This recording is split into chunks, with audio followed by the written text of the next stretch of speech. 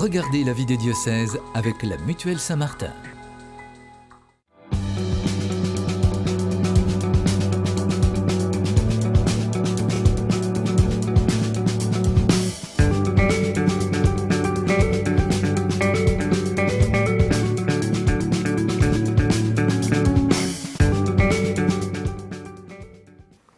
Bonjour à toutes et à tous, bienvenue dans cette nouvelle édition de la vie des diocèses. Cette semaine, on prend la direction des Landes, dans le sud-ouest, à la rencontre des catholiques du diocèse d'Aire et d'Ax. Un territoire qui est marqué par cette grande forêt de pins maritimes, la plus grande forêt artificielle d'Europe continentale, avec aussi une filière papetière industrielle importante et une économie touristique majeure, en particulier sur la côte atlantique. Et puis aussi, il faut noter la gastronomie landaise, qui est fameuse aussi dans ce département qui compte 407 000 habitants. Le diocèse d'Aire et d'Ax est organisé en 35 paroisses. L'enseignement catholique compte pour sa part 32 établissements scolaires. Alors l'Église catholique dans les Landes, en chiffres, c'est aussi 55 prêtres en activité, 24 diacres permanents et 19 communautés religieuses sur le diocèse, pour lequel un séminariste est aussi en formation. Alors pour nous parler de ce diocèse, on est ravis d'accueillir Monseigneur Nicolas Souchu. Monseigneur, bonjour. Bonjour, et je salue tous les Landais qui nous regardent et qui nous écoutent. Alors merci beaucoup à vous d'avoir accepté notre invitation. Vous êtes évêque du diocèse d'Aire et d'Ax depuis 2017. Et au niveau national, on peut signaler que vous êtes membre de la commission épiscopale pour les ministres ordonnés et les laïcs en mission ecclésiale, et vous êtes donc président du comité national du diaconat. Alors quelques dates, quelques jalons sur votre parcours. Vous êtes né en 1958 à Neuilly-sur-Seine, mais après vous grandirez ailleurs, à Orléans notamment. Vous serez étudiant en administration économique et sociale, et votre discernement à l'appel au sacerdoce va se faire notamment dans le cadre des GFU, ces groupes de formation universitaire dans lesquels les étudiants peuvent aussi réfléchir à leur vocation. Vous serez ordonné prêtre en 1985 pour le diocèse d'Orléans, là où vous avez grandi, avec des ministères en paroisse, mais aussi des engagements au sein de l'équipe formatrice du séminaire interdiocésain d'Orléans. Vous deviendrez vicaire général du diocèse, et en janvier 2009, vous êtes consacré évêque auxiliaire du diocèse de Rennes, auprès de Monseigneur d'Ornelas, avant d'être nommé évêque d'Aire et d'Ax en 2017. Alors, Monseigneur Souchu, une première question peut-être plus légère que d'autres. Il y a quelques jours, vous avez, sur les réseaux sociaux, en particulier sur Twitter, vous avez adressé ce message de sympathie aux joueuses de Basketland pour leur premier titre de champion de France. Alors, ma première question, c'est d'une part, est-ce que vous suivez l'actualité sportive ou c'était plus là un message de sympathie comme évêque? Et deuxième question, est-ce que d'une certaine manière, vous essayez d'être présent sur ces réseaux sociaux, et comment? Alors d'abord, il faut dire que le sport est très présent dans les Landes, notamment le basket, le rugby, et puis aussi la course landaise. Et donc, inévitablement, qu'on soit sportif ou pas soi-même, on suit forcément surtout les joueuses de Mont-de-Marsan qui donc ont réussi l'exploit, et ça a fait la une de la presse. Et puis, pour ce qui est des comptes Twitter, en lien avec le service diocésain de communication, je pense que c'est important à la fois de donner des éléments qui concernent la vie de l'Église, mais aussi la vie de la société. Je l'ai fait quand on a eu les inondations importantes au mois de janvier dans le diocèse à plusieurs reprises, quand il y a eu la crise aviaire, une nouvelle crise aviaire, parce que ce n'était pas la première, où tous les petits canards ont été tués, et on ne fait que de commencer à reprendre. Donc c'est important aussi que, je pense, que l'évêque manifeste à la fois qu'il s'intéresse à la vie de la société comme à la vie de l'Église, dont il est lui-même le garant, on va dire. C'est aussi un outil pour communiquer sur ce que vit l'Église. Quelques jours avant ce tweet sur les joueuses de basket, vous aviez donné un autre message qui était la prière pour les vocations. Alors, ce qui est important, c'est de prendre tous les moyens possibles de communication. Parce qu'aujourd'hui, la communication, ce n'est pas simplement un média, c'est plusieurs médias en même temps. Et donc, en ciblant aussi les potentielles personnes qui peuvent écouter ou entendre ou voir, regarder ce qu'il y a, on peut essayer de témoigner comme ça de ce que l'on fait, de ce que l'on est et de ce que l'on porte surtout. Alors, Monseigneur Souchu, à la Pentecôte prochaine, vous allez clôturer le grand jubilé du sanctuaire de Notre-Dame-Buglose. Un jubilé lancé l'an dernier à l'occasion des 400 ans du sanctuaire, ou plus précisément les 400 ans de la découverte d'une statue dans un marais herbeux, dans la vase, d'une certaine manière.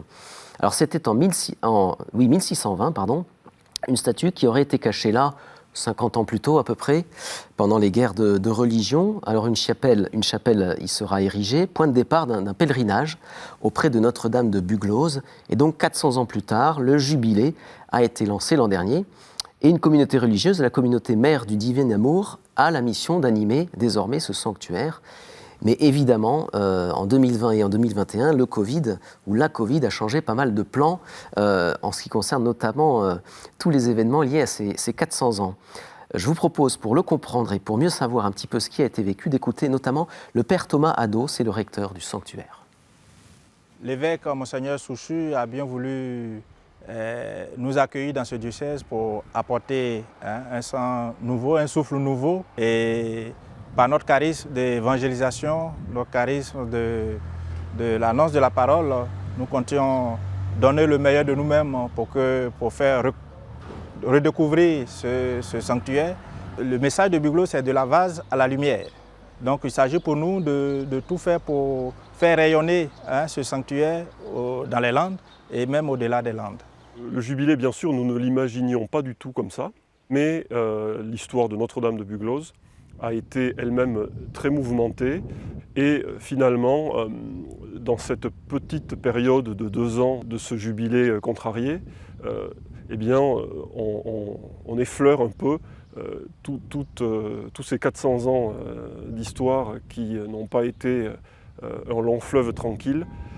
Et nous aussi, on perçoit qu'on ne peut pas toujours faire exactement ce que l'on veut à vue humaine, mais qu'on doit s'adapter tout en gardant beaucoup d'espérance et en fait aussi une grande joie pour tout ce qui a été accompli tout de même. Alors, Monseigneur Souchu, plusieurs choses à la suite de ces 2 témoignages. Tout d'abord, vous avez confié donc l'animation de ce sanctuaire à une communauté, la communauté mère du Divin Amour. Vous pouvez un petit peu nous expliquer pourquoi et d'où vient cette communauté finalement? Quelle est sa vocation? Alors, quand je suis arrivé dans les Landes, beaucoup de personnes m'ont dit « Ah, ce serait bien qu'il y ait une communauté ». Alors, il faut savoir qu'il y en avait déjà une, puisqu'il y a une communauté des servantes de Marie qui est là présente, de religieuses. Et puis, il y avait aussi la maison de retraite des prêtres. Et cette maison de retraite a été reportée au berceau de Saint-Vincent-de-Paul, qui est tout près de Notre-Dame de Buglose. Et autour de ça, il fallait animer. Donc, à la maison Saint-Jean, la maison de retraite des prêtres, il y a un couple qui s'est proposé pour faire de l'habitat partagé. Et puis pour le sanctuaire lui-même et pour la paroisse, nous avons fait appel à la communauté mère du Divin Amour, qui est une communauté originaire du diocèse d'Abidjan, et dont la première implantation en France, il y a 10 ans, c'était dans le diocèse déjà d'Aire et Dax. Donc nous les connaissions, ils nous connaissaient, et ils ont donné leur accord pour s'implanter à nouveau dans le diocèse. Et donc on leur a confié à la fois le sanctuaire et la paroisse Saint-Vincent-Notre-Dame, qui est sur le territoire. Et donc c'est important qu'il y ait cette communauté de prière, parce que c'est important, Notre-Dame de Buglose, ce n'est pas un lieu d'apparition. Et puis en plus, on a l'autre qui n'est pas très loin de chez nous. Mais c'est vraiment un lieu de grâce. Et c'est ça qui est formidable. Alors évidemment, on n'a pas fait tout ce qu'on avait prévu pour le 400e anniversaire de la découverte de cette statue, mais on avait très bien commencé le 2 février de l'année dernière, en 2020. C'était la journée de la vie consacrée, c'était extraordinaire, il faisait très beau, il y avait du monde, on s'est dit, ça y est, c'est parti, c'est formidable. Et puis, avec le Covid, évidemment, tout s'est arrêté. On a eu la grâce pendant l'été d'avoir la messe télévisée sur France 2, qui nous a redonné un petit peu de visibilité. Et puis chaque année, autour du 8 septembre, qui est la fête patronale du diocèse, nous avons la semaine mariale. Et là aussi, il faisait beau, les gens sont venus. Et donc, nous avons reporté au lundi de Pentecôte, donc très bientôt, la fin de la semaine, là, le 24 mai, la fête du jubilé, puisque le premier pèlerinage de Notre-Dame de Buglose, c'est autour de la Pentecôte en 1622. Donc découverte en 1620, et donc finalement nous serons à la moitié, entre 1620 et 1622, et j'invite vraiment tous les Landais qui nous regardent, qui nous écoutent, à nous rejoindre pour la messe à 11h, qui sera présidée par l'archevêque de Bordeaux, Monseigneur James. Ce sera sans doute sa première sortie, si je puis dire, officielle dans l'un des diocèses suffragants de Bordeaux, pour ce temps qui sera tout simplement un temps de messe festive aussi, pour rendre grâce à Dieu. Et ce sanctuaire, il y a un chant qui dit « Il est si cher au cœur landais », et bien que les Landais puissent venir. On a aussi fait 2 copies de la statue qui sont allées dans toutes les paroisses. Et ça a été formidable parce qu'il y a beaucoup de gens qui ne peuvent pas se déplacer et qui ont pu quand même prier Notre-Dame de Buglose. Et puis on a fait des publications, on a fait une bande dessinée, on a refait le livret du pèlerin.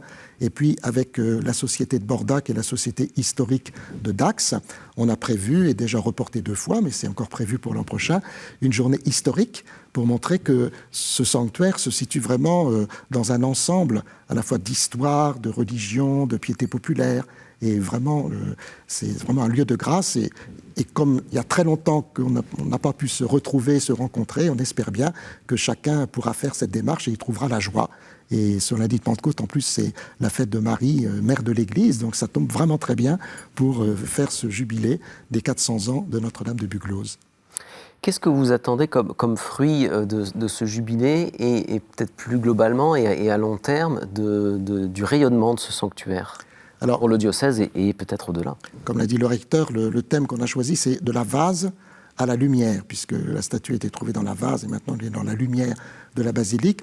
Elle est à l'image de nos vies, et puis elle est à l'image aussi de la vie et du monde, et j'allais dire de l'Église, avec toutes les difficultés qu'on a connues. On est dans la vase, et on part de la vase pour aller vers la lumière. Et tout à côté, il y a donc le berceau de Saint Vincent de Paul à 5 km. Et Saint Vincent de Paul aussi a permis à beaucoup de gens de sortir de la vase pour aller dans la lumière. Donc c'est quand même assez étonnant qu'à 5 km d'écart, on ait ces 2 sanctuaires un petit peu dans le même style, dans le même genre. Et j'espère que tous les chrétiens landais et tous ceux qui le souhaitent pourront eux aussi faire ce passage de la vase à la lumière. Et c'est ce qu'on espère pouvoir vivre ensemble, en tout cas sur la lundi de Pentecôte qui vient tout de suite. Vous parliez de piété populaire, c'était évoqué d'ailleurs aussi dans le reportage. Qu'est-ce que ça représente finalement pour votre diocèse et pour la population, pour les Landes? Alors, vous savez, les Landes, c'est un habitat très dispersé puisque le diocèse est très grand. On n'a pas de ville très importante et donc les gens, on sent bien qu'ils ont besoin aussi parfois de se rassembler. Et un lieu comme celui-là est un lieu formidable parce que d'abord, il y a la basilique qu'on a vue, mais on a aperçu aussi dans le reportage tout un ensemble, un espace extérieur avec des salles. Donc c'est aussi vraiment un lieu de rencontre diocésaine. Chaque année, normalement, on fait la rentrée dans l'enseignement catholique dont on a parlé. Il y avait 32 établissements dans le diocèse. Donc chaque année, la célébration de la semaine mariale, il y a eu des ordinations, il y a eu de grandes étapes. Quand je suis arrivé la première année, à la fin de la première année, on a fait justement à la Pentecôte aussi, mais ça c'était la veille de Pentecôte, le 8 juin 2019, on avait fait une journée au berceau de Saint-Vincent de Paul de réflexion, pendant que ce temps-là, des gens priaient dans la basilique, et on a fait une grande célébration ce jour-là. L'année dernière, on a fait la célébration de la confirmation des adultes en même temps. Donc c'est vraiment un lieu où on sent bien que les chrétiens landais, ils sont attachés. Le challenge, c'est que les jeunes continuent d'y être attachés. Voilà. Et là, je crois qu'on a du travail à faire. Parce que pour l'instant, c'est plus marqué par une habitude, une coutume, une tradition chez les Landais, mais pas forcément au sein de la jeunesse. Et alors, c'est la difficulté d'ailleurs du diocèse, c'est comment rejoindre les jeunes qui souvent partent très tôt de chez eux à cause des études, de leur travail, et qui ne reviennent qu'à la retraite. Donc, c'est vraiment un beau challenge qu'il y a là, mais on s'y attelle. Alors, Monseigneur Souchu, durant cette période de crise sanitaire, vous avez écrit une lettre pastorale pour encourager les fidèles à vivre un parcours, notamment spirituel original, un itinéraire qui va jusqu'à la Pentecôte, pour notamment inciter les gens à le vivre ou en groupe, ou seul, ou en famille, ou j'allais dire de manière plus ou moins formelle. Alors, comment ça s'est passé? Je vous propose de le voir à travers 2 exemples, celui d'un groupe d'animation paroissiale au sein de la paroisse du Bon Pasteur et aussi au sein d'une famille. On regarde.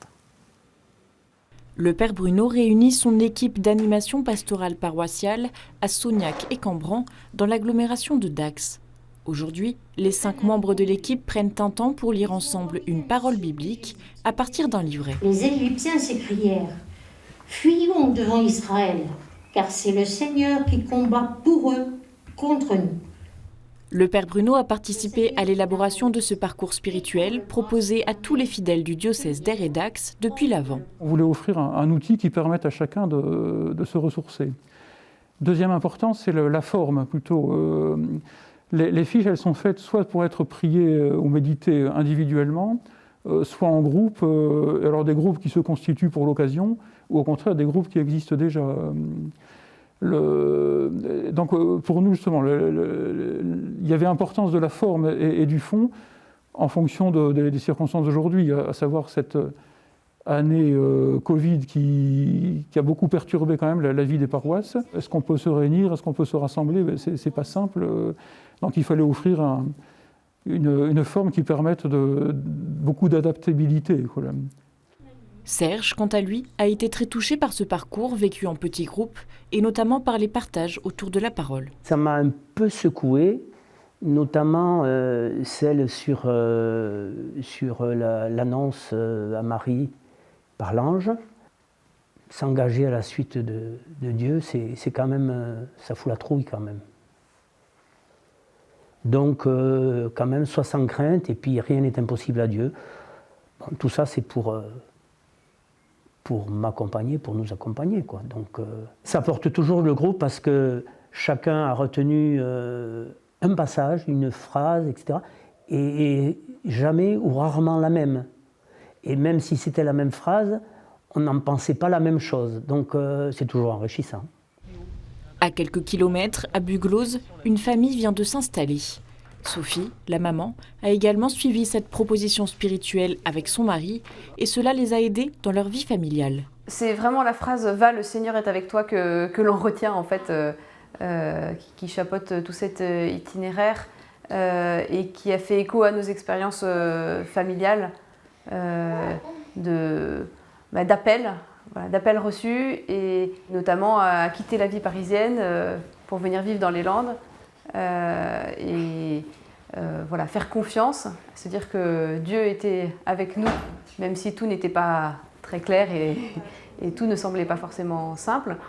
Ça permettait effectivement de se remémorer tel ou tel appel que l'on avait pu recevoir l'un ou l'autre, et donc de rendre grâce pour ça. Ce parcours spirituel est prévu jusqu'à la Pentecôte. Monseigneur, faire confiance, Dieu est avec nous. Est-ce que c'était important, durant cette période qu'on a vécue, de le faire revivre d'une certaine manière, de l'approfondir, ce message-là, pour votre diocèse? D'abord, je suis très heureux des témoignages entendus, parce qu'ils montrent bien comment est-ce que la parole de Dieu nous aide vraiment, y compris dans les moments d'incertitude, de difficulté, nous aide à avancer, à redonner espérance. Et effectivement, le thème donné, c'est « Va, le Seigneur est avec toi ». C'est à la fois un envoi et en même temps l'assurance que, y compris dans les difficultés de la vie, le Seigneur est avec nous. Et on a voulu axer sur le temps de l'Avent, le temps du Carême et le temps de Pâques, pour aller jusqu'à la Pentecôte avec cette fameuse fête aussi qu'on avait déjà du jubilé des 400 ans de Notre-Dame de Bugloz, à travers des textes de la parole de Dieu, pour nous aider à vivre ces grands temps forts et à nous dire, lorsqu'il y a des difficultés, et puis même lorsque ça va bien, c'est très important de s'appuyer sur la parole de Dieu, parce que c'est elle qui nous guide. Et on a voulu aussi marquer, puisqu'on ne savait pas trop si on pouvait se rassembler ou pas, donc marquer la possibilité de faire une réflexion personnelle, de faire une réflexion en famille, en groupe, en communauté chrétienne. On avait proposé qu'il n'y ait pas de retour, pour que ce ne soit pas quelque chose de trop important, mais on a quand même proposé que 3 des 4 grandes communautés religieuses monastiques que nous avons dans le diocèse puissent éventuellement recevoir de la part des gens tel ou tel retour qu'ils auraient pu faire. Alors, je ne suis pas très sûr qu'il y en ait eu, mais peu importe, parce qu'on sait aussi qu'on est porté par ces communautés. Et effectivement, il y a ceux qui sont sur la route et sur le chemin, dans la vie familiale, professionnelle, dans l'engagement dans la vie de l'Église et de la société, et puis il y a ceux qui nous portent. Et la parole de Dieu, elle nous porte aussi. Et le fait que tout cela nous entraîne vers la Pentecôte et donc vers Notre-Dame de Bugloz, et on sait très bien que la Vierge Marie était présente avec les apôtres au moment de la Pentecôte, et bien tout cela me paraît donner vraiment une cohérence d'ensemble. Et ce que je peux rajouter, c'est que ce thème « Va, le Seigneur est avec toi », nous l'avions choisi en juin de l'an dernier, à un moment où on pensait qu'on sortait du confinement, et pas forcément du premier confinement. Depuis, il y a eu 2 autres confinements. Donc, je pense qu'on a bien fait de continuer sur ce thème. Et bien sûr, ça nous a arrêtés dans notre élan pastoral sur un certain nombre de projets. Mais en même temps, ce qu'on voulait, c'était revenir à l'essentiel, reprendre source, et puis y aller. Voilà. Alors, Monseigneur Souchu, comment vous envisagez la suite de l'année, puisque à la fois il y a beaucoup d'incertitudes. Vous êtes évêque depuis 2017 de ce diocèse. Comment vous envisagez les suites? Quand on est évêque, j'imagine qu'on se pose un peu la question de la rentrée prochaine, voilà, comment les vacances vont se dérouler, et comment on remet une église, même si elle a toujours été en route, et en particulier avec ses 400 ans, ce jubilé important, comment on la remet peut-être en route de manière un peu plus classique, un peu plus normale? Alors, durant cette année, j'ai beaucoup consulté les différents conseils de l'évêque, parce que vous savez, l'évêque ne gouverne pas seul, il gouverne avec des conseils. Alors, il y a des conseils très réguliers, puis des conseils qui peuvent être moins, sur finalement la démarche qui serait la meilleure à entreprendre dans le diocèse pour que tous ensemble, nous puissions réfléchir à l'avenir et voir quelles décisions prendre. C'est ce qu'on appelle une démarche synodale. Le pape François insiste beaucoup sur le synode. Synodos, ça veut dire marcher ensemble. Et mon grand souci, c'est que nous puissions vraiment marcher ensemble. Parce que j'ai parfois l'impression, alors surtout peut-être en période de difficulté ou d'incertitude, que chacun finalement y va de son côté, c'est un petit peu sauf qui peut. Moi, si les gens ne veulent pas marcher ensemble, ça ne sert à rien que l'évêque y décide qu'il faut faire comme ça. Ce que je souhaite, c'est que le plus possible de personnes puissent rentrer dans cette démarche. Et je viens donc maintenant d'initier une équipe synodale qui va avoir justement comme travail de donner un calendrier, une vision pour l'avenir du diocèse, pour faire une sorte de ce qu'on appelle une conversion pastorale, pour essayer d'avancer ensemble pour l'avenir. Parce qu'on sent bien que sur certaines choses, on est sur une ligne de crête et qu'on ne pourra pas toujours continuer comme on l'a souhaité. Voilà. Quand je suis arrivé, j'ai parlé de pôle missionnaire en me disant sur ce grand territoire, on ne pourra pas tout tenir au point de vue territorial, comme on l'a fait depuis des années, mais il faudra bien qu'il y ait des lieux où les chrétiens soient sûrs de trouver tout ce qu'il faut pour qu'ils puissent renforcer leur foi, célébrer le Christ ressuscité, l'éducation des enfants, la préparation au sacrement, et puis ensuite être renvoyés là où ils sont comme chrétiens pour pouvoir témoigner de leur foi et de leur vie chrétienne. Il y a un échéancier pour cette démarche que vous initiez dès maintenant? Alors, quand on veut une démarche synodale, si on veut que tout le monde s'y mette, l'échéancier sera certainement assez long. Moi, ce que j'espère, c'est qu'on puisse se faire un petit peu sans doute par pays, parce que entre la Grande Lande, la Côte, la Chalosse, les deux grosses villes que nous avons, enfin Dax, l'agglomération de Dax et de Mont-de-Marsan, les réalités sont très différentes. Et il y a déjà eu quelques expériences qui sont faites de chrétiens qui se réunissent pour essayer d'imaginer l'avenir de leur communauté chrétienne. Et ça, je ne peux que les encourager. Et de fait, ce sera sans doute différent dans un coin que dans un autre. Mais c'est ça l'unité de l'Église. C'est l'unité dans la diversité. C'est l'Esprit Saint qui est à la fois celui qui unit et celui qui, à travers la diversité, fait cette unité. Alors, Monseigneur Souchu, on s'approche de la fin de cette émission. Il nous reste 3 minutes 30. On arrive donc à la séquence des questions de terrain.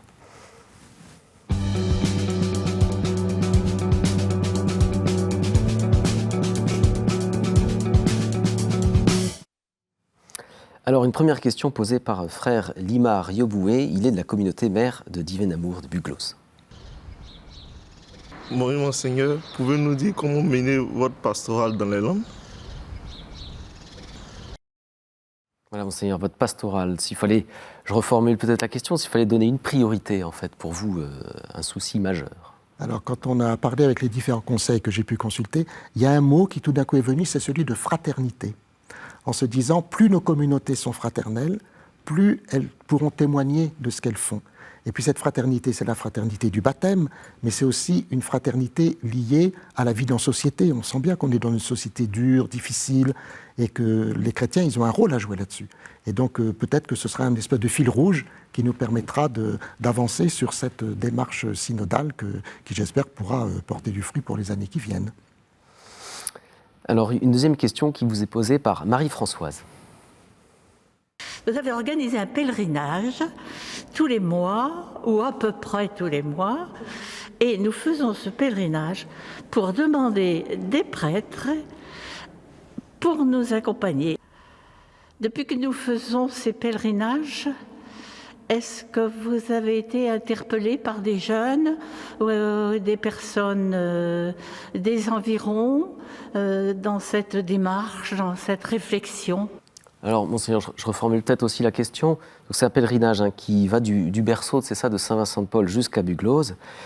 Et la question qui vous est posée, c'est est-ce que ces pèlerinages, pour notamment susciter des vocations sacerdotales, si j'ai bien compris, est-ce que ces pèlerinages portent leurs fruits tout de suite? Est-ce que vous avez des candidats à ces vocations sacerdotales? Vous avez un séminariste pour l'instant en formation. Alors, quand on regarde par exemple l'Évangile selon saint Marc, la parabole du semeur, le semeur est sorti pour semer, donc il sème.